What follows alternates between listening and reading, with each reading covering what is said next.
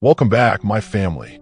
Before we jump into today's horror stories, don't forget to like, subscribe, and share this video with your friends and family. Your comments and likes really help YouTube push our video and show you even more stories.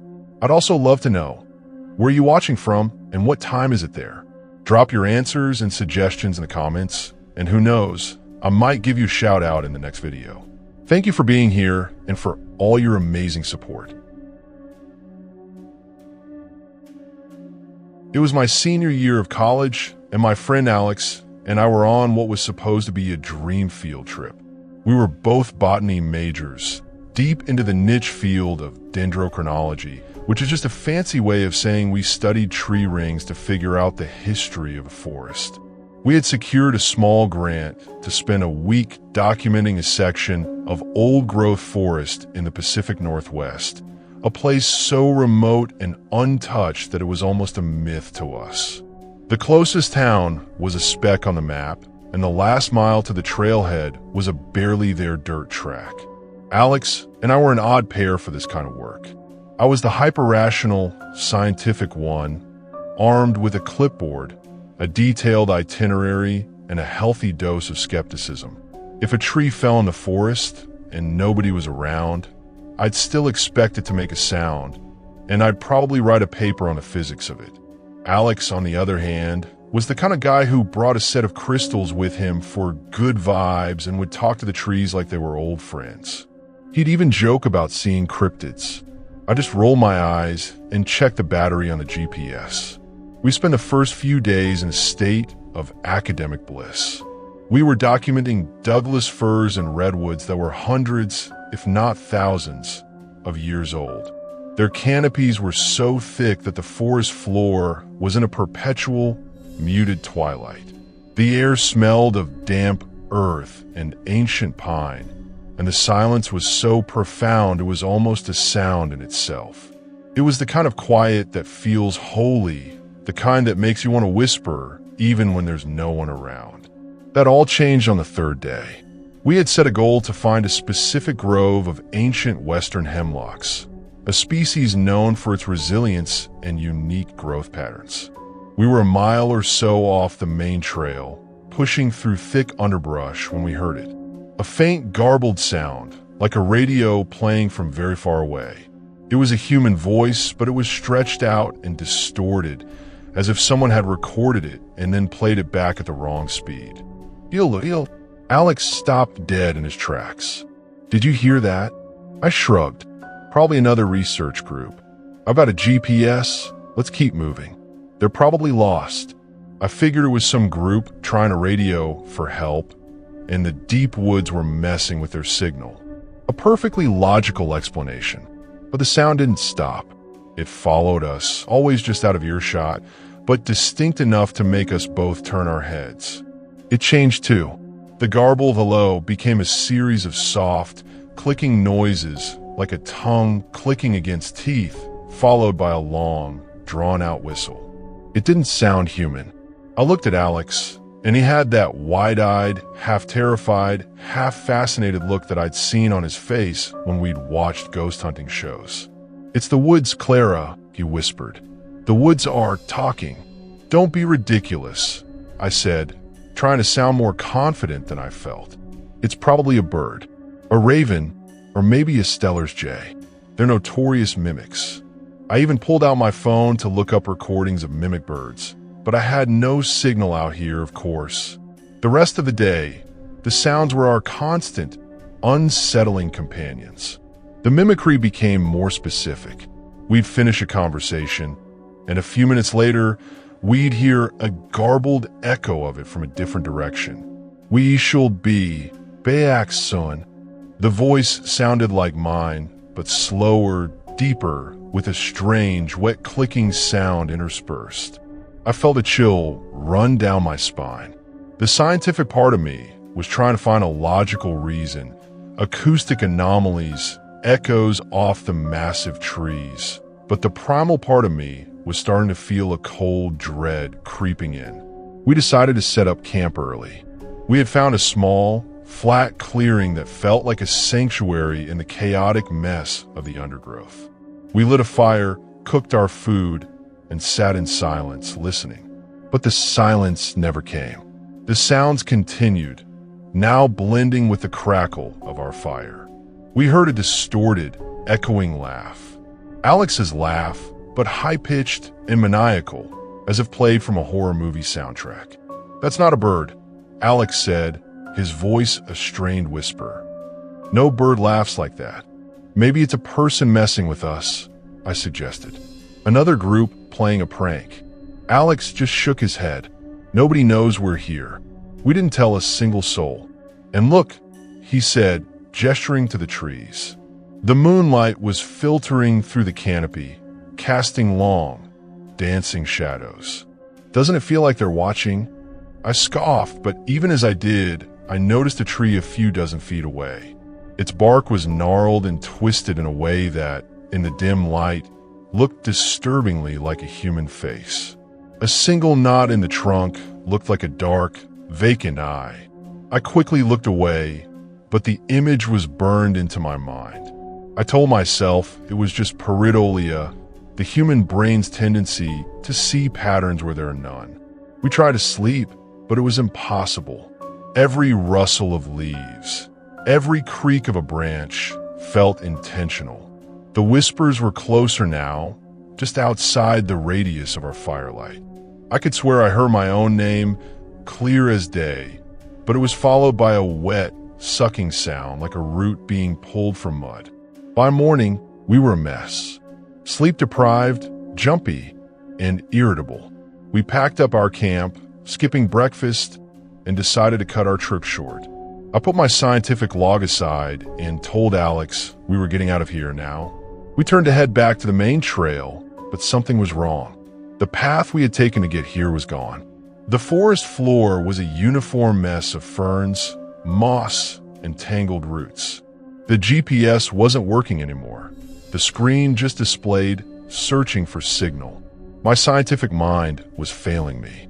The compass needle just spun wildly, refusing to settle on a direction. The woods, I realized with a sudden jolt of terror, were not just talking to us. They were disorienting us. We were lost. Panic set in.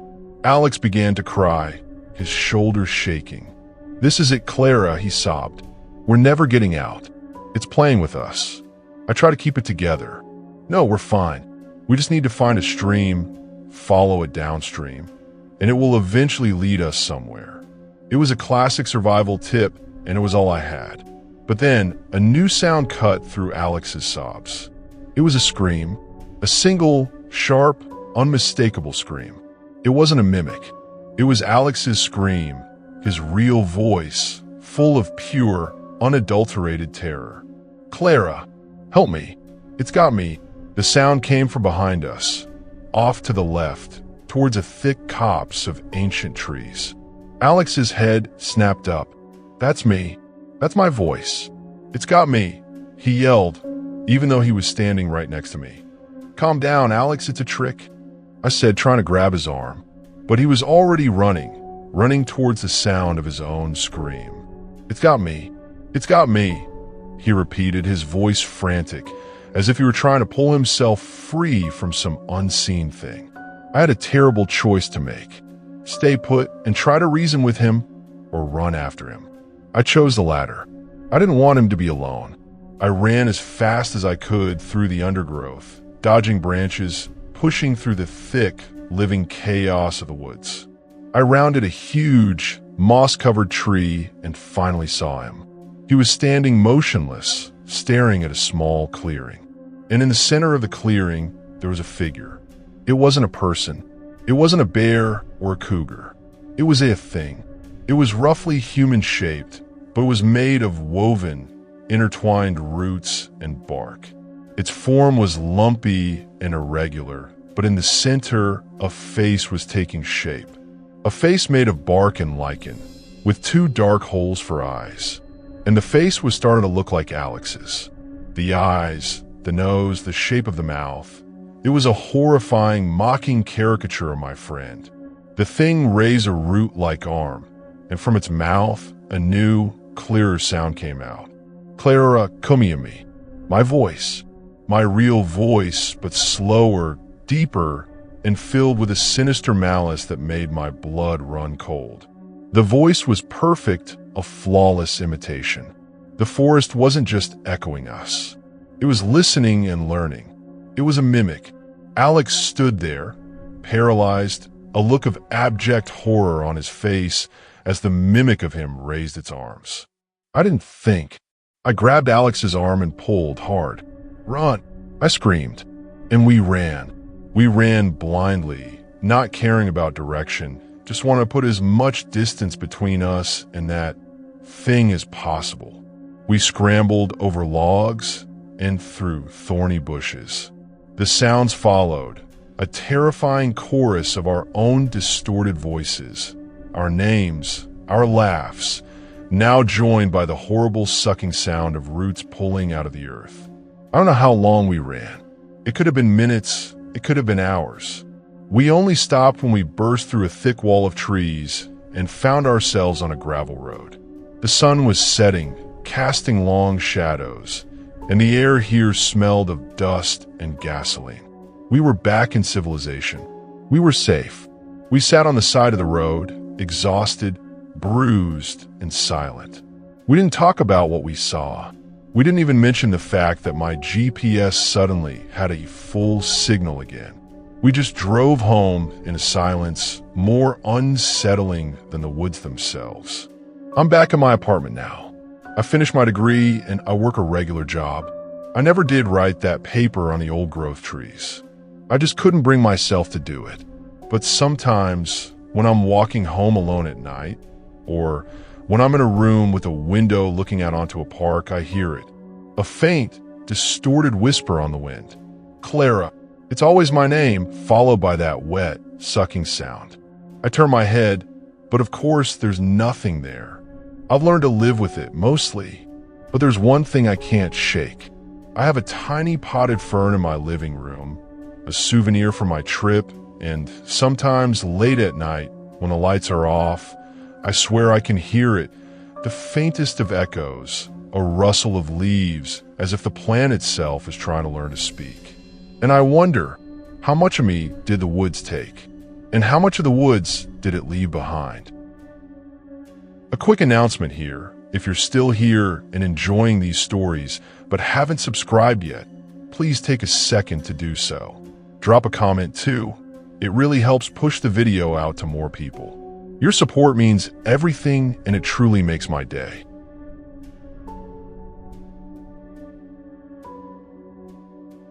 Back in the late 90s, I was a teen with hopes, dreams, and above all, a love of the wilderness.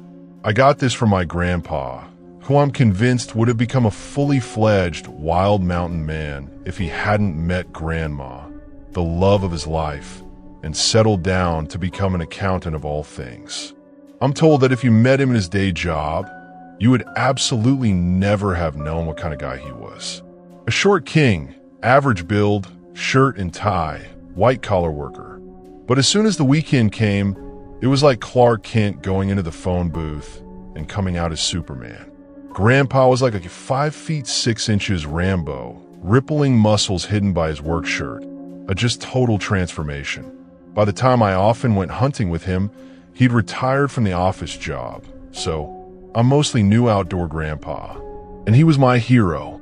Me, him, my older sister Jess, and Mom, we go hunting often. Grandma and Dad couldn't stomach it though.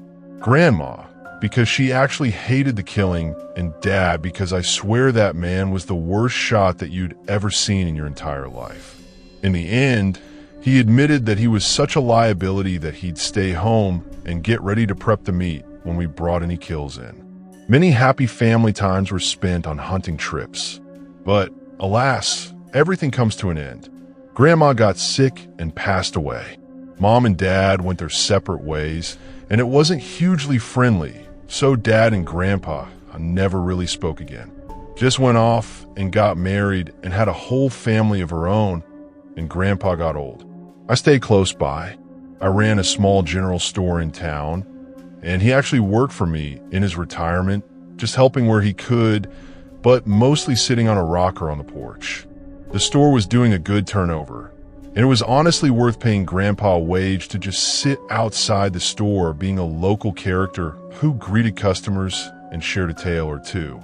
I honestly think Grandpa was the best friend I ever had.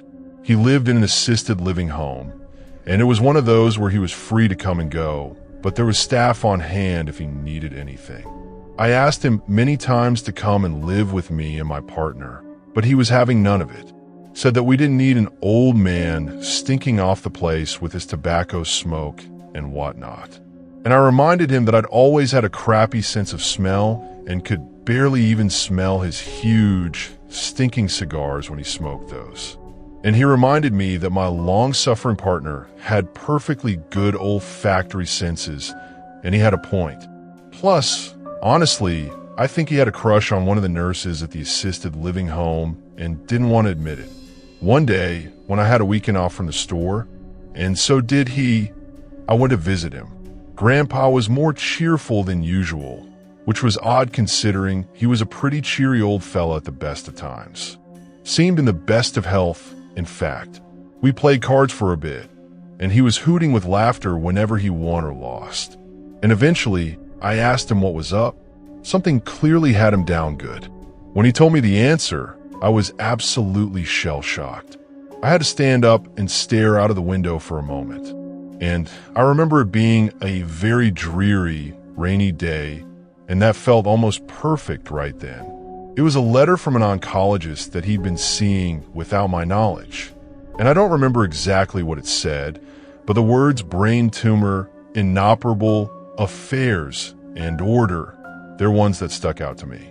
And I stared out the window for a moment and then turned to him. And I think this was the first time that I ever got angry at the old man. I asked him why he was so damn happy and how he could let me think something good was happening. And he just smiled at me gently and told me that I'd understand when I was his age, which was 82 at this point, that he was finally going to see Grandma again and his daughter.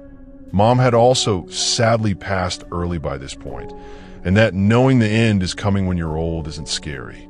It's like knowing you're about to get to the end of a good, satisfying book, and that all things considered, a brain tumor was a pretty quick way to go compared to some forms of cancer.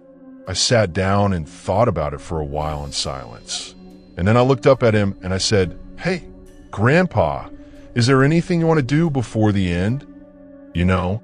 And then his face lit up like he'd been waiting for me to ask. Like this was what made him so happy. Then he told me. He told me that there was one that got away and that there was a final hunting trip he wanted me to take him on.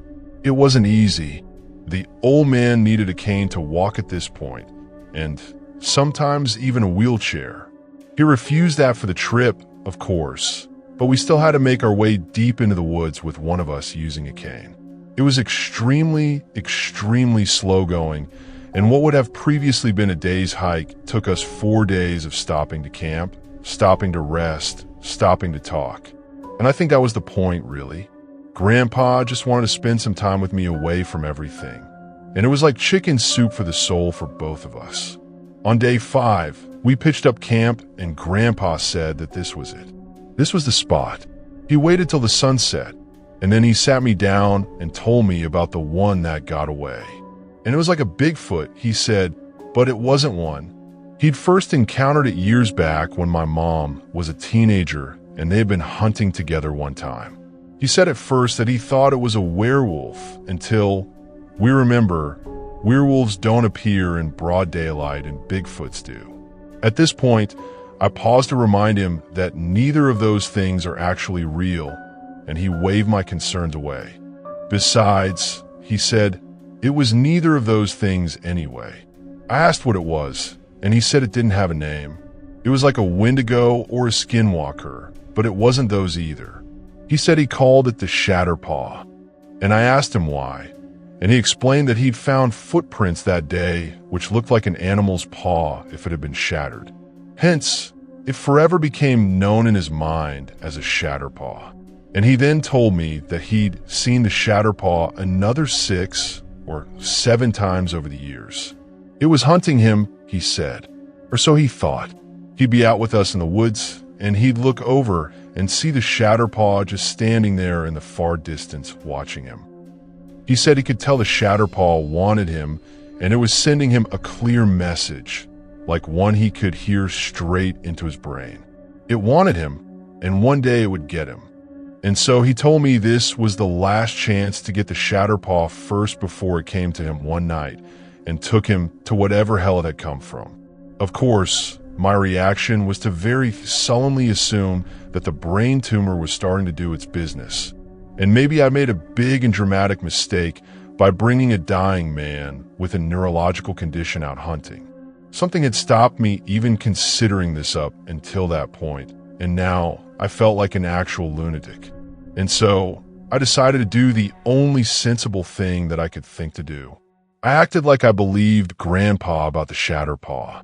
We spent the next few hours clumsily, loudly stalking through the woods in pursuit of this creature that I knew didn't exist. I knew it didn't matter if we spooked it away because it wasn't real. And it was like two kids play acting. Only one of us was a grown-ass man who owned a general store, and the other was an old fellow with a brain tumor who could barely walk. And here was the other thing. I did have a bit of sense in me. Little did Grandpa know, he was carrying a hunting rifle that I'd actually disabled at the store. The firing mechanism simply wouldn't work, even if he tried to shoot something. And even without the Shatterpaw, there was no way that I was letting an 82-year-old man with a brain tumor and a cane carry around a deadly weapon. I might be dumb, but I'm not that stupid. Unfortunately, Grandpa was neither, but we'll get to that in a moment. Eventually, the sun set and we cooked burgers over the camp stove and went to bed in our tent for the night. Now, a few hours later, Grandpa woke me up by shaking my shoulder. "Can you smell it?" he said. I couldn't smell a damn thing and told him so. He waved dismissively at me, reminding me how bad my sense of smell was anyway. And then he added this sudden lure to the Shatterpaw that apparently it gives off this really strong stench, but only 10% of the population can smell it, I guess. Like how not everyone can smell blood or cyanide. I thought about asking why he hadn't mentioned this earlier, but since it was all fiction, what did it matter? And so I told him that if Shatterpaw was out there, we should stay put. Now Grandpa says, no way. He's out there. Grab your gun, Sonny. We're confronting this beast. And then he was gone, out of the tent before I could say a single thing. And I figured that there was a tiny chance that there was at least some kind of mildly threatening animal out there, or even a person. So I snatched up my rifle. Weirdly, I noticed Grandpa had just left his behind. And when I stepped out of the tent, Grandpa had lit the bonfire. I looked around and asked where the Shatterpaw was, and Grandpa looked me dead in the eyes and said, I think you know. And that's when he pulled the handgun from his waistband. He told me he'd known all along that I'd sabotage his gun, that he was sorry for stealing from my store, but he needed to be armed, that the real me would thank him if I was still alive somewhere. And then he pointed the revolver at me. His hand shook as he aimed, and tears started coming down his face. You weak of it, boy, he said. You always have. It took you one day, and it's been you ever since. What? I'm not the damn Shatterpaw. I told him. You know I'm not. And he denied it. He said it was him or me. He kept talking, and he kept stalling. Said that the only way that I could prove that I wasn't the Shatterpaw was if I shot him in the head or he'd do it to me. I threw my gun to the ground. Grandpa looked confused, and then maybe even a little bit ashamed. I told him I knew what he was doing, that he wanted to go out on his own terms, and that this was the best damn plan that he could think of. He was a die-hard Christian, so ending it all wasn't an option, and if I shot him believing it was life or death, I could forgive myself. I asked him if that was right, and he nodded as he lowered the gun. A big part of me wanted to be mad. How could my beloved Grandpa try tricking me into killing him? But then I realized to him, he was putting his fate in the hands of the person he loved and trusted the most. And in his aging, decaying brain, he'd somehow justified it. I told him this isn't the way, and he nodded again. I took a step forward to embrace him and take the gun away from him. Everything happened at once. I heard a sound and saw Grandpa raise the pistol. Honest to God, I thought that he changed his mind and was about to shoot me. Instead, he yelled, "Get down," and I dived to the left like my life depended on it. The gun went off with 3 cracks, and I heard the sound of a body hitting the floor. I rolled over to look, and out of everything in the story, this is the most unbelievable part, I know, but this happened. It wasn't a shatterpaw or a Bigfoot or a Wendigo or a skinwalker, but while we've been talking, a mother effing cougar had been creeping up on us and eventually was poised to leap on me just as Grandpa noticed it. And heck, the old man had put the creature down with the first shot. We actually think right between the eyes, brain tumor, and paused hands, and everything. Well, there was no way that we were leaving proof of that kill behind. The greatest of Grandpa's career. And it took us 5 days to hike back with that dead mountain lion tied up in a sleeping bag. The extra days left us having to ration. And by the time we got back to town, Grandpa wasn't doing great. He'd actually started to develop a lung infection. Things declined pretty quickly after that, but he lived long enough to see that goddamn mountain lion taxidermied and displayed in my store along with a plaque explaining some of the story. It's not there anymore, as I donated it to a museum about 10 years ago now in the honor of the old man, but I still have photos somewhere from the days before digital. Grandpa passed away in his sleep a couple of months after our camping trip. And I won't say that things went easy because cancer never lets you, but he went gracefully, and to this dying day, he would admit to me that the whole shatterpaw nonsense of the creature secretly being me was something that he'd gotten from a TV show that he watched in the rec room. But there's one thing that he swore until his passing, and I cannot tell if he believed this because Grandpa was one hell of a joker. But he swears he didn't make up the shatterpaw itself, and he didn't make up that very first sighting of the creature. And whenever I try to look it up, I can't find a single piece of evidence of a cryptid called shatterpaw. So maybe Grandpa really did see one and named it. I think he'd kind of love that as a legacy. So if anyone out there comes across this mythical shatterpaw, please let me know so I can let it know that it made an old man very happy in his last days.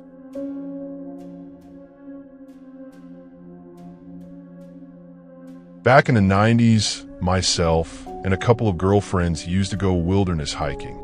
We were extremely into it, kind of our whole personalities. I loved it, and so did the others, Sarah and Ashley, and we decided to go on a 2-day exploration. We drove as deep into the woods as we could and decided to just spend the day there and then camp there overnight. We parked on a dirt road and hiked until midday, then settled down for some food. Now, keen to get going, we ate a little bit and then began to explore the area. We'd never been here before. It was kind of an odd location. It was very deep into the woods, but the dirt track had allowed us to drive down here fairly easily. Ashley was a photographer, and she had some kind of fancy camera that she used to take nature photos. Now, this was before the days of digital cameras and camera phones, of course, so she had to be kind of picky about what she snapped. And that's what drew my attention. 1, 2, 3 photos almost in a row. I looked over to where Ashley was, and she was standing near a rock face. I couldn't tell what she'd seen, so I angled around and realized that hiding behind this curtain of vines was a cave. She'd been using her flash to light up the interior of that cave before going in. Sarah chastised her in case it was some bear's den, but Ashley pointed out that bear's den hadn't been active in that area since probably way back in the 70s. It was a pretty safe area this far deep into the woods.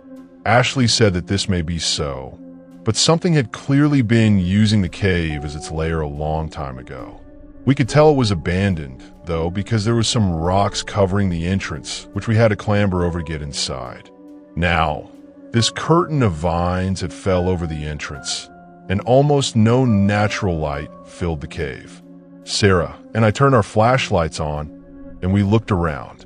Now, it definitely had been some type of animal's lair at once. There were very old remains littered in one corner, and then the dry, dusty, musky smell gave it an almost comforting feel. I could imagine a cartoon bear holed up there with its cute little cubs. Now we explored the cave. It was actually pretty small and had a fire pit in the center. People had clearly used it as a camping spot at some point, which made sense given the slight hole in the roof and the fact that the entrance clearly used to be bigger. Sarah joked that would be a great place for hotboxing. I just rolled my eyes. We did decide to camp in the cave, though. It meant that we didn't have to bother setting up the tent, and even if it rained, it was sheltered enough that if we stuck towards the back, we'd be completely sheltered. So we explored some more in the daylight, and then at night, and we settled down. We decided to cook on our stove outside the cave rather than risk filling the constricted area with smoke. It had clearly been a more open hidey hole the last time the fire pit had been used. We had a good dinner and then went into the cave to bunk down for the night. We were woken up by the mother of all storms, though. Nowhere in the weather reports had it suggested anything like this. It was like Mother Nature had just turned on us. Thunder followed immediately by lightning, and I could thank the Lord that we were camping inside a cave instead of outside in a tent. That is until I heard a crack, a crash, and a rumbling. I flicked my flashlight on in the direction of the noise and watched in absolute horror as a rain of rocks fell down over the cave entrance. Immediately, the meager moonlight was almost drowned out with the only light coming in from the hole in the ceiling, which was a good 15 feet high, if not more. With nothing else we could really do in the middle of the night during a thunderstorm to end all storms, we tried to sleep. The next day, we woke up fractious, sleep-deprived, and snippy at each other. And this only worsened as we each had to pee in the back of the cave, which left a fairly unpleasant atmosphere. And then things got even worse as we tried to move the rocks from the entrance, only to realize that they were far too heavy for us to move from the inside, not to mention rain-slicked. And we decided to sit down and just have some breakfast, lit by the meager sunlight that came in through the tiny gap in the cave ceiling. I hoped that our hunger abated and things would eventually calm down. I was messing with the rocks when I heard Sarah and Ashley begin whisper arguing behind me. They had been at each other's throats all vacation, which wasn't usually unusual, so I tried ignoring it. It was one of those situations where we all shared a strong passion for exploring the woods, and they were both my friends, so they were kind of friends with each other by proxy. The whisper arguing turned into raised voices arguing, though, and I couldn't ignore it anymore.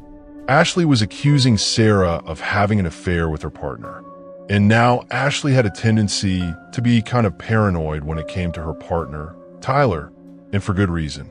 He had cheated on her a number of times, and sometimes I wanted to shake her and say, just leave him, but she wasn't having any of it. Now, they were soulmates, even if, in my opinion, soulmates didn't typically screw other people.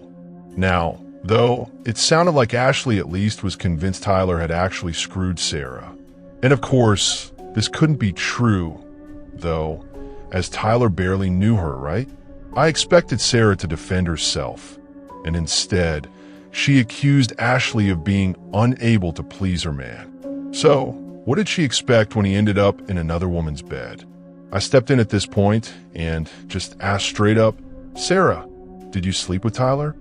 And she looked at me, and in the dim light of the cave, this look of shame on her face was very damning. And then she hardened up, just straight up confessed to it, stared Ashley down and told her that she'd done it with Tyler not once, not twice, but 3 times. And then, for whatever insane reason, she added that she'd let Tyler do things to her that Ashley was just too much of a prude to let him do. So maybe she should learn how to please her man a little more. And it kind of struck me weirdly at that moment that Sarah was a smoker and I hadn't seen her smoke a cigarette since we'd holed up in that cave. Weirdly thoughtful considering that she was out here ruining Ashley's confidence in life. I want to suggest that maybe she would light up and calm down. But then something even more insane happened. Ashley calm, meek Ashley, who was kind of a pushover, full-body charged Sarah and slammed her into the ground. Then the pair were fighting, pulling hair, yelling, and screeching so loud it echoed around the cave. In the end, this crazy cat fight is what actually saved us because a loud, deep male voice yelled down from the hole in the ceiling, asking what in the damn hell we were doing in there, yelling loud enough to wake the dead. I looked up, squinting against the sunlight, and I could have sworn the guy looking down at us was a member of ZZ Top. One of them with a beard, anyway. And I'd never seen a hairier man with a bigger, whiter beard. It was like Gandalf, and he looked like an absolute definition of a wilderness survival mountain man, which I later found out is exactly what he was.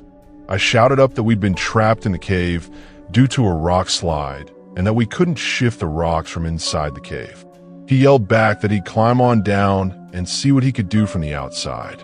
You would think that this would have calmed Sarah and Ashley down, but no. They were still screaming at each other, trading slaps. And at one point, Sarah, the one who'd boned Ashley's man, grabbed a rock and was threatening to smack Ashley in the head with it. I heard noise above us, and then the sound of clattering rocks and masculine, straining grunts. I don't know how to describe this any better than this.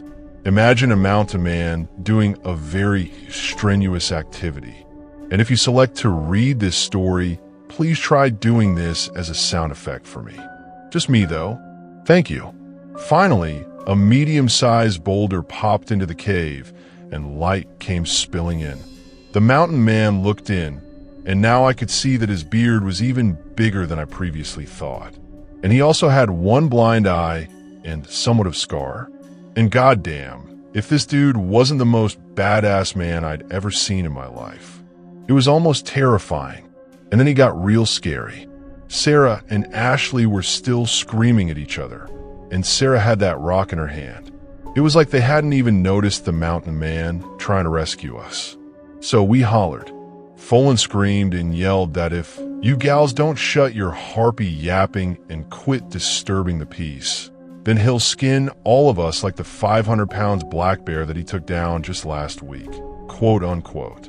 I guess he saw the fear on my face as I turned to stare at him, because he gave me a wink and a little smile and gestured to the other two who had finally shut up and stopped arguing.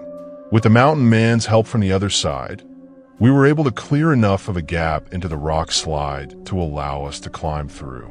Sarah, the largest of the group, was last to come through, and I honestly can't blame Ashley for refusing to help her. So it fell to me and the mountain man. Sarah and Ashley were still staring daggers at each other. The mountain man, who said his name was Bob, told us that he was going to take off and to drive safe now and maybe drop by the local hospital to check on the scrapes and bruises we'd gotten, especially Ashley and Sarah in their little fight. I just about begged the mountain man to ride with us.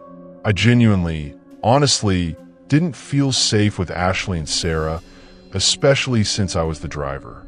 And if a fight had broken out while I was trying to drive, I was so exhausted that I'm not sure that I could have kept the car on the road.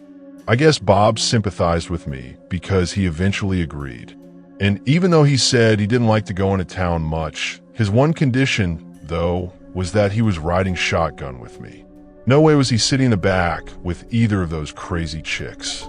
Fair enough.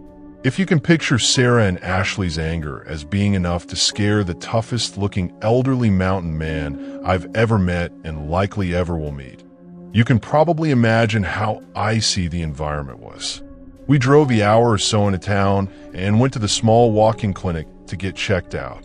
It turned out that Ashley had some kind of infection that she'd gotten from a cut and was actually suffering from dehydration, so she had to stay overnight. I stayed with Ashley, and Sarah decided to take a bus back to the city. I think it was the last time they ever spoke. And as a funny epilogue, Ashley decided not to tell Tyler that she knew he cheated on her. Instead, she called him up and explained what had happened. A couple of hours later, he showed up at the hospital. It was me, Bob, and Tyler in the room with Ashley in the bed. She tried to climb out of the bed, and Tyler thought that she was going to hug him or something. Bob knew different, though. He put a hand on Ashley's shoulder and told him he had this. And then he walked up to Tyler, moved as if to shake his hand, and then gave him a backhand pimp slap that was firm enough to undermine Tyler's masculinity, but not enough to do any damage. That's the kind of man Bob was, though. When Tyler looked stunned, Bob told him that maybe next time he'd think twice about treating a fine girl like Ashley the way he had. And I kid you not, Tyler's response was, "Which time are you talking about?" And I think that's when Ashley finally decided enough was enough. And from the way Bob looked at Tyler, I think Tyler knew it too. He turned around, threw the flowers that he'd brought for Ashley in the trash, and we just never saw that fool again. The only way to stay in touch with Bob, who lived off the grid, was to give him my mailing address. I realized that in modern day, it would probably be considered a bad idea to give a wild mountain man your home address, but Bob actually sent me a Christmas card every year for the next 8 years. Eventually, I received a letter from Bob's grandson, who sadly informed me that he'd passed away, but that Bob kept daily journals and an address book, and I was marked in there as highly important as a person to send a Christmas card to, which touched my heart in ways I can't even begin to express.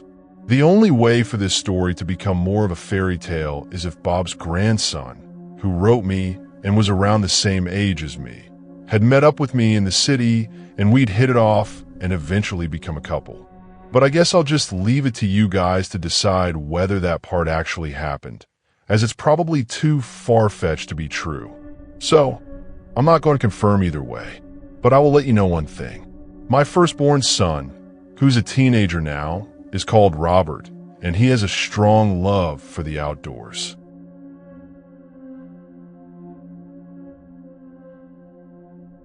Me and my buddy Mikey used to go deep into the woods on a hiking exploration trip every few months. We still go, just not as often anymore. And that's at least partly because of the story that I'm about to share with you all. And it's about a time that we didn't get killed by a guy who wasn't Corey Feldman. Now, yeah, I know pretty much everyone has a story about a time that they didn't get murdered. And as far as I know, Corey Feldman has never killed a guy either. But trust me when I say that this is the absolute best way of explaining what the story is about, cutting out all the BS preamble that drives me nuts. I'm going to start the story with me and Mikey 2 days into our hike, sitting around the campfire frying up some meat. We weren't out in the wilderness to hunt, just explore and have fun, and we knew our crap and knew situational awareness and being mindful of our surroundings and all of that stuff, obviously. Which is why we were a little surprised when, seated at our campfire, a voice spoke from directly behind us saying, "Hey guys, what's up?" We both kind of jumped and turned around in our seats, and you could tell that this fellow was hoping for that reaction, because he had this little grin on his face that was surreal enough. But what made it even more surreal was that the man standing before us looked like Corey Feldman, the child star of the Goonies, Lost Boys, Friday the 13th Part 3. And more. I would have sworn on the Bible that this was the case. Corey Feldman looking exactly like Corey Feldman would look in the late 2000s, but wearing those thick glasses he often wore as a child star. He was dressed in one of those military jackets that you could get in just about every store back in the 2000s and some camo khakis. He had a green military-style cap on, too. And I remember all this because, let me stress, I was 100% sure that I was looking at Corey Feldman. And when he took another step toward the campfire, I saw that he was not in fact Corey Feldman, because I happen to know that Corey Feldman is a pretty short guy, 5 feet 3 inches or 5 feet 4 inches. And this guy was clearly a fair few inches taller than that dude. And he also had this little scar on his cheek that Corey Feldman does not have. But beyond that, if I'd been asked to pick this guy out in a lineup, I would have put the DVD of Stand By Me in the player. Now, try not to let the guy know that he'd startled us. Me and Mikey were saying something like, "Hey, bud, how's it going? You out hunting? How's the game?" You know, those sort of questions. He said his name was Buck. Bucky to his friends. And before we even had a chance to invite him, Buck sat at a campfire and helped himself to a steak off the damn grill. "Want a beer too, Bucky?" Mikey asked, and Buck replied that his name was Buck, not Bucky. And I wasn't sure if he was joking or if he was trying to make a strong point to say, "Yeah, we're not friends, so you can't call me that." But the dude was chowing down on our goddamn steak. So in my eyes, they gave us the right to call him whatever we damn well pleased. Feeling a little impolite at his rudeness, I asked him how often people called him Corey. And he stared at me through those thick glasses and was kind of saying, "Huh, Corey? What are you talking about?" And I waited for him to laugh, but it never came. I told him not to worry about it, but he just pushed, and I had to ignore Mikey's stifling giggles as I was forced to say, "Well, buddy, you kind of look like the actor Corey Feldman." But Buck just stared at me, and then he says, "Don't you mean Adam Sandler?" "What?" And then he went on to claim that everyone always compared him to Adam Sandler, that he looked like the guy. And I'm sure most of you know this, but Adam Sandler and Corey Feldman do not look a thing alike. And this guy did not look like Adam freaking Sandler. I shot Mikey a look. "Is this guy yanking our chains?" And Mikey was no help, but he just sort of girlishly was giggling behind his hand. "Yeah," Buck said, "people say that I look like Adam Sandler, but my friends call me Kyle." Wait, what? I thought this guy's friends called him Bucky. And this got more confusing by the minute. He explained they call him Kyle after Chris Kyle, the American Sniper dude, but he doesn't like being called Kyle because he makes that guy look like a baby. Buck apparently was a trained sniper, and he told us about some of his best shots. I can't remember, and I can't be bothered to recount it, but the exact details of these claims. But let's just say that as someone with even a passing interest in long-range rifles and snipers who comes from a military family, you have to be the most talented marksman to ever exist in order to pull off some of the shots that Buck was claiming, to the point that some of them were not humanly possible. Apparently, he stayed prone for over 3 days without eating and drinking and using the bathroom just to avoid shooting a woman who was in the way of his target, a Taliban leader. Mikey, who was getting a bit drunk at this point, asked why the woman and the Taliban leader were having a 3-day conversation in the first place. And Buck looked at him like he wanted to bite his eyes out. Genuine, absolute fury at being questioned. It was enough to sober Mikey up. And let me tell you, that's no mean feat. The problem is sober insulted Mikey is a lot more confrontational than drunk mocking Mikey. So when Buck told his next story, some elaborate yarn about ricocheting a bullet off of 3 different metal surfaces and saving a pregnant woman from a rogue American general who was clearly meant to be Marlon Brando in Apocalypse Now, Mikey called BS. Like literally, he just said BS and then started humming Ride of the Valkyries. Buck stood up fast and began to reach into the waistband of his pants. Both of us leapt to our feet, and within seconds I had my own pistol trained on him. I don't drink, unlike Mikey, and I do carry. I'm a designated "don't fuck with us" guy when we go hiking, because you'd be surprised how many times you need one of those. Now Buck says, hey, steady on, guys. We got a couple of wannabe soldiers on our hands, huh? Excuse me, buddy.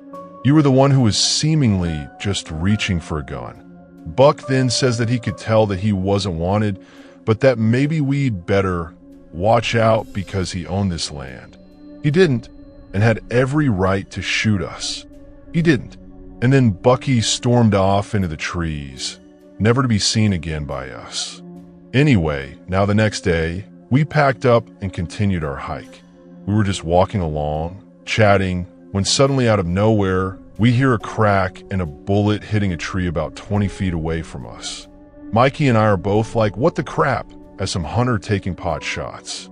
And the idea that it was Buck for some reason didn't even occur to us. And so we call out saying, hey buddy, careful over here.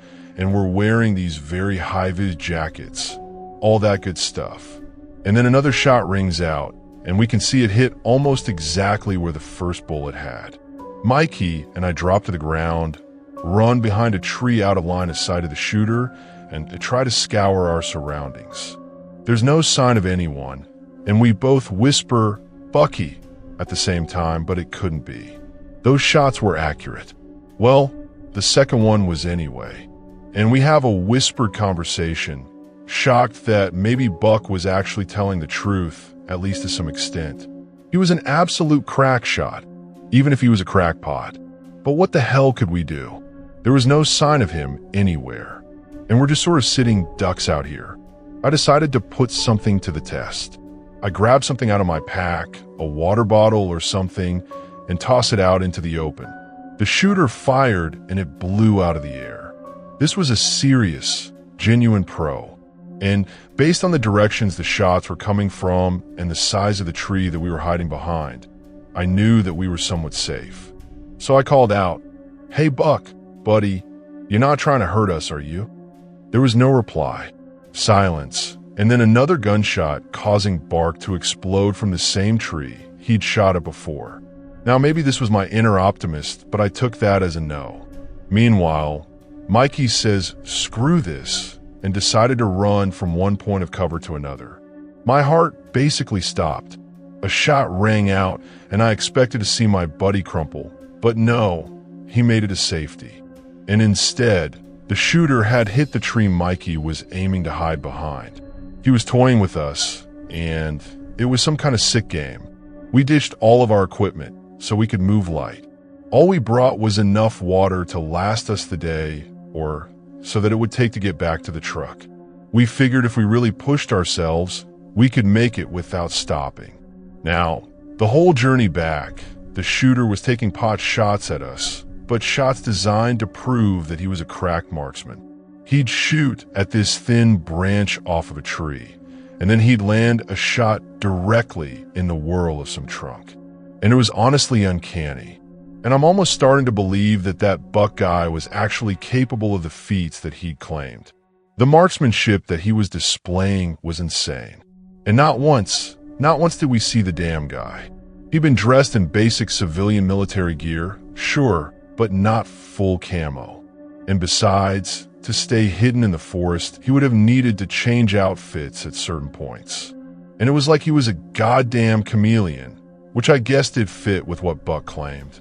Eventually, after 22 hours of solid running and crouching and ducking, because who could tell if a shooter would finally decide to stop toying with us and finish us off, we saw the parking lot.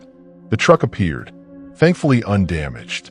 And I say, "Mikey, you did take the keys out of your backpack before you ditched it, right?"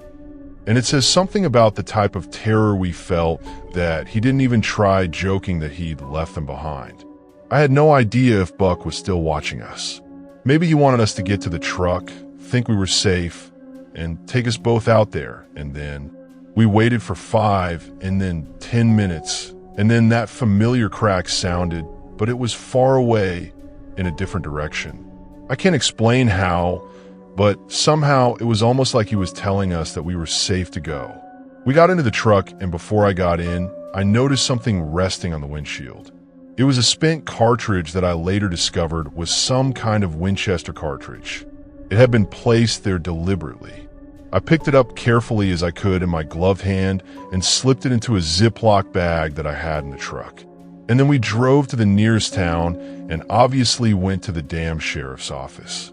The sheriff himself was on duty, thankfully, and I guess it was a quiet day, as usual, because he came out to meet us personally. We told him everything and about how we'd met this guy who seemed okay at first, but then became more threatening, and how the next day he began taking extremely accurate yet intentionally avoidant pot shots at us. And the sheriff nodded his head almost sagely and wisely, and we got the impression that maybe Buck was some sort of local character and we were about to hear some wild tale.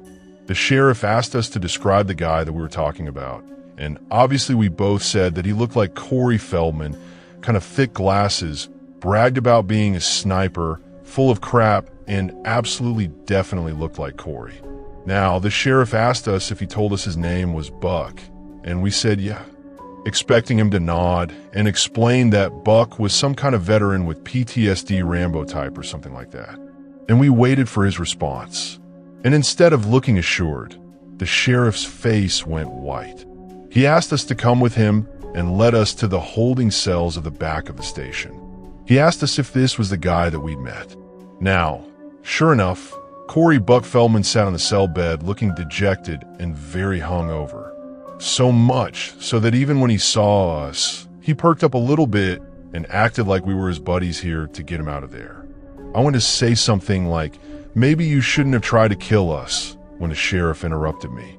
Now, the night that we met Buck, he came driving into town blind drunk and got pulled over for a DUI. And then he'd been locked up in the drunk tank ever since.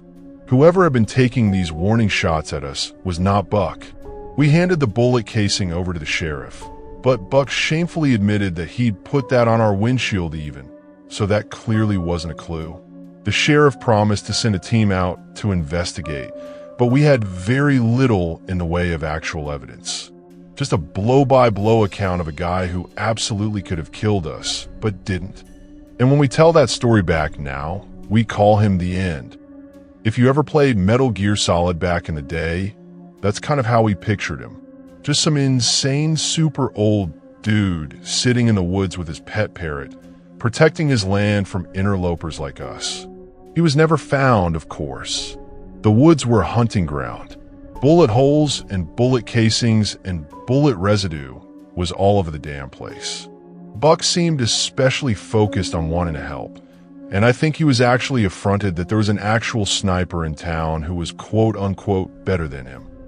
Weirdly, for some reason, I let Buck give us his email, and we've stayed in touch over the years. He's still a complete oddball, what they call a conspiracy head, and his latest thing is that he's a victim of some kind of covert surveillance. But surprisingly, he's good for a beer or two if you're ever down in the vicinity, which despite our run-in with the Phantom Sniper. Sometimes Mikey and I still are. We don't go to that area of the woods. Maybe the sniper is sitting there in his wheelchair dead of old age like that Metal Gear Solid guy. And maybe he's just blowing off steam between some CIA Black Ops mission because goddamn.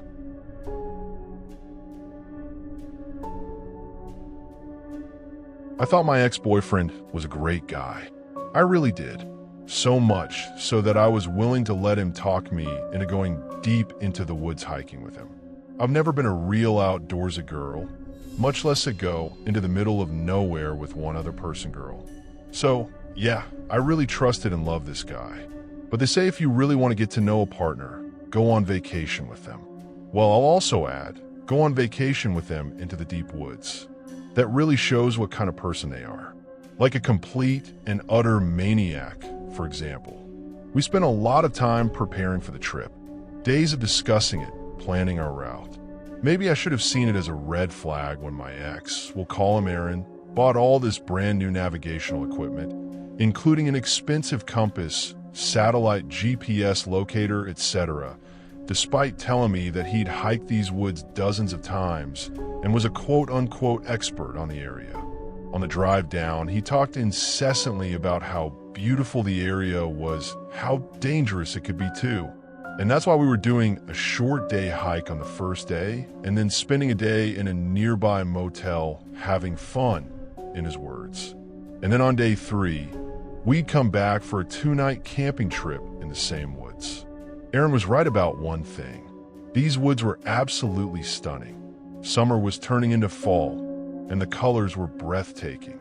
I dabble with acrylic painting in my spare time.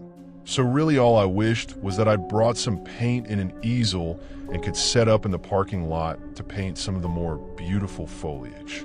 I said this to Aaron, and he sort of glared at me and implied that I was afraid to hike through the woods. Now, I thought he was joking, maybe teasing. And even so, my female pride kicked in and I responded, "Yeah, I'm going to show you, buddy." And I snatched up my pack and told him to catch me if he could. Now, this was fun for a bit, leading him through the woods. It was almost romantic. And then he caught me, and it led to a bit of a make-out session, and I let him take over leading the way. And the scenario was kind of beautiful. You know, the day was so perfect that I didn't remotely let it concern me that there had been no trail markers or anything. Aaron knew this place like the back of his hand after all, so there was nothing to worry about, right? So we took a break for lunch. It was pretty much just gas station, snacks, and all that kind of stuff. And then I took a roll of toilet paper out of my backpack and started to go off into the woods to pee. Aaron looked at me like I was a maniac and asked what I was doing. I explained that I had to go pee, and he acted like it was the grossest thing in the world, peeing outdoors, but also remarked that it was really smart of me to bring toilet paper with us. Isn't that common knowledge? And how did he expect to use the bathroom himself, especially on our later 3-day camping trip? I asked him this, and he brushed it off like it was a joke, but I got the impression that he hadn't even thought about it. This was a red flag because surely a guy who'd engaged in all this wilderness hiking would know that it was necessary to at least take a piss in the woods. And he was a guy. All he had to do was whip it out and spray. I tried to convince myself that that was it, that maybe he didn't have that much experience with women. We were in our early 20s, and I don't know, maybe he somehow thought that someone with girl parts could just hold it in for that long. God knows why I let it go though, but I did. And when I returned, Aaron had packed up our things and was pretty raring to go. Based on the time and how long we'd been out, I figured that we would have probably started heading back to the car now. And when I suggested this to Aaron, he then responds, "Yeah, guess we should do that soon." I mean, I was thinking we could start heading back when it got dark, but now I was baffled. We couldn't be hiking through the deep woods in the pitch darkness, even with those X-Files level flashlights that we brought with us just in case. In that case, we might as well have planned to camp out overnight. I told him this, and he got very huffy and puffy and moody and said, "Fine, we just head back," and then started storming off completely in the wrong direction. Now, I'm not some expert navigator, but even I could tell that we were heading deeper into the forest. Now, I quietly suggested this a couple of times, and each time he got more and more angry to the point that I started to genuinely feel a little unsafe around him. It was a side of him that I'd never seen before. I tried to chalk it up to maybe heat stroke or allergies or I don't know what. I kept asking him if he needed some water because I could tell that he was getting overheated. Eventually, he just snatched the bottle from me and took this huge gulp, allowing a bunch of water to spill all over the ground. And again, hardly something that a seasoned survivalist would probably do. And eventually, I had had enough. It was almost 3 p.m., and we were clearly heading even further from the car. I stopped and kind of did that hands on my hips, angry girl pose, saying, "Bro, admit it. We're lost." I said, not sure that I called him bro, but I had an affectionate pet name for him. But it's really icky to think about now.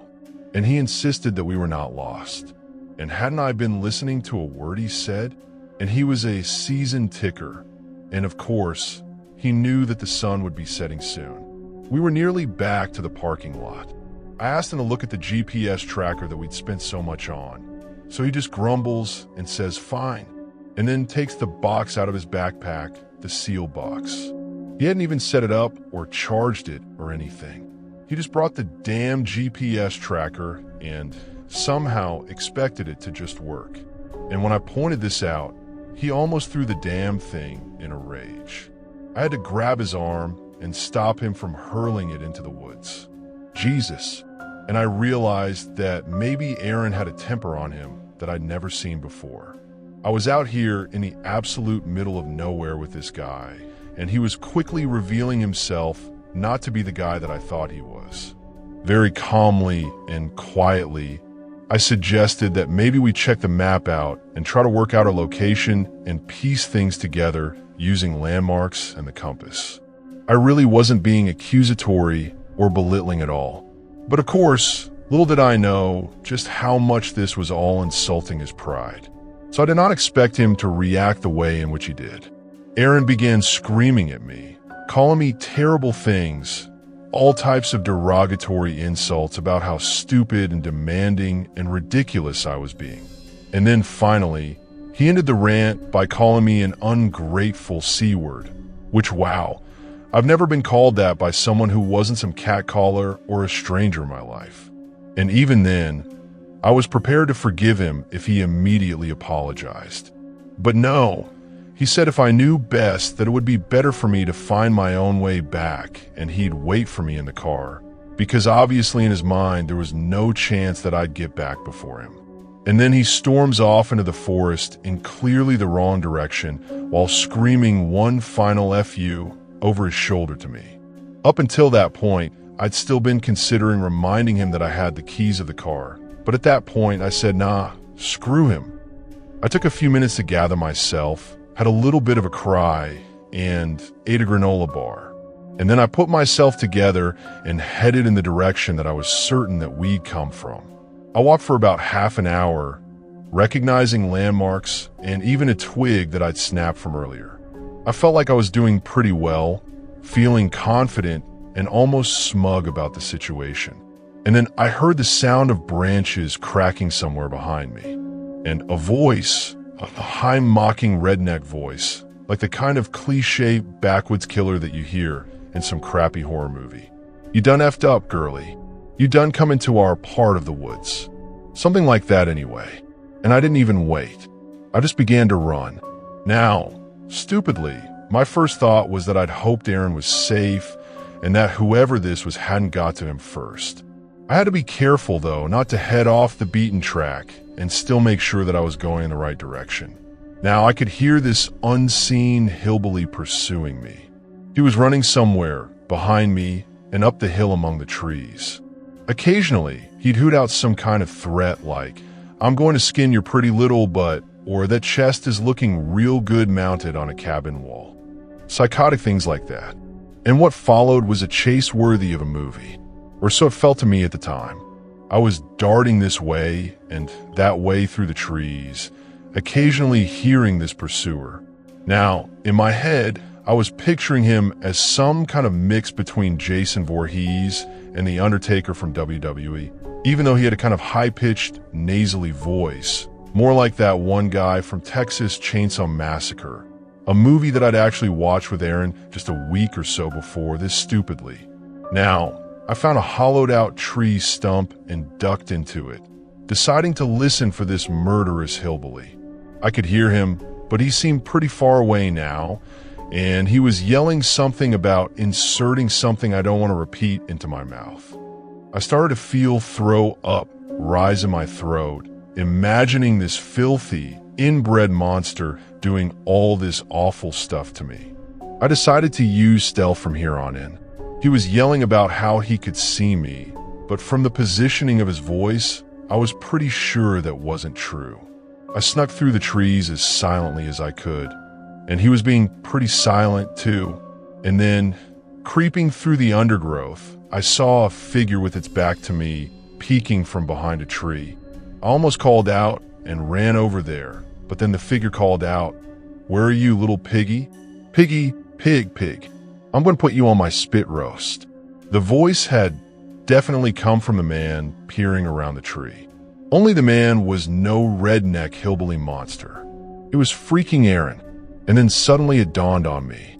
Aaron acted all macho, but he'd later been a theater kid in college, one of his buddies had told me. And this absolute lunatic had been following me through the woods, trying to put the fear of God into me by play acting as some murderous hillbilly. The problem I still had, though, was that I had no idea how fake the murderous part was. I had three choices: sneak past him, confront him angrily, or treat him like a potential murderer and, I don't know, knock him out with a rock or something. I decided to go for a fourth option. I found a small rock on the ground and threw it as far as I could in the direction that Aaron was looking. And this dumbass fell for it like some crappy video game NPC. He started off in the direction of the sound, and I ran an almost crouch-walking way away from the location. Now, 10 minutes later, I spotted a huge gnarled tree that I recognized from the beginning of our hike because I'd so desperately wanted to paint. Another 5 minutes, and thank the Lord, I was back to the parking lot. I got into my car and genuinely honestly considered just driving off and leaving him there. But I figured the chances of the dumbass getting himself killed were pretty high, and I didn't want his death on my conscience. Plus, I wanted to find out whether he'd own up to it. I kept a small licensed revolver in my glove compartment that Aaron didn't know about. I stashed it on my lap under my purse and then hammered on the horn repeatedly, trying to guide him to the car. 10 minutes later, Aaron comes out of the trees looking embarrassed, but still a little smug. And when he got into the car, I quickly started the engine and began to drive off. He didn't really say much, but when we were on the road, I eventually told him that the most terrifying thing had just happened to me, and that some cannibal redneck killer had stalked me through the woods. And I told him that I genuinely thought that I was going to die. "Do you sound a bit like this?" he asked, putting that voice on. Now, I pretended to be shocked, like, "You heard him too?" And then Aaron began hooting and hollering with laughter, saying, No, it was him the whole time. Remember, he's an actor. Wasn't it hilarious?" I stared ahead at the road as I asked him if he really didn't intend to kill me. In his defense, he acted horrified, like he was simply too much of an ignorant, arrogant idiot to even consider the fact that it could have traumatized me, and we drove for a while in silence. He kept asking me if I was mad, and I think he knew that he screwed up. Eventually, we reached a gas station in a somewhat suburban area. They had a diner and a truck stop, and I checked, and I had cell phone reception. I told Aaron that I'd consider forgiving him if he went into the gas station and bought me a gas station hot dog. And then I waited until he was halfway through the gas station door, and then peeled out of that parking lot and did not stop driving for another hour. When I pulled into the next rest stop, I had dozens of texts from him. First, they were apologies. Then they got madder and madder, telling me that I was some stuck-up C-word and that I'd better come back and get them right now. I texted them back telling them to call an Uber, or better yet, hitch a ride with one of the truckers at the truck stop and just hope that they weren't a cannibal redneck serial killer. Then I blocked him, and I never heard from that idiot again. I did check on Facebook to be sure that he'd gotten home safely, and he had. Hilariously, the post that I saw was actually kind of contrite about how he'd done a terrible thing to a person that he loved, and blah blah blah. Somehow, most of the comments seemed to assume that he'd done something a lot worse, and a whole argument had broken out about him being a POS. I almost cracked then and posted to answer their burning questions of what he'd done, but I decided to let sleeping dogs lie. Absolutely the weirdest vacation I've ever had, the weirdest guy I ever dated, and thankfully the weirdest scary story I have to share at parties. Now, I hope you enjoyed the tale of the time that I wasn't stalked by a cannibal killer.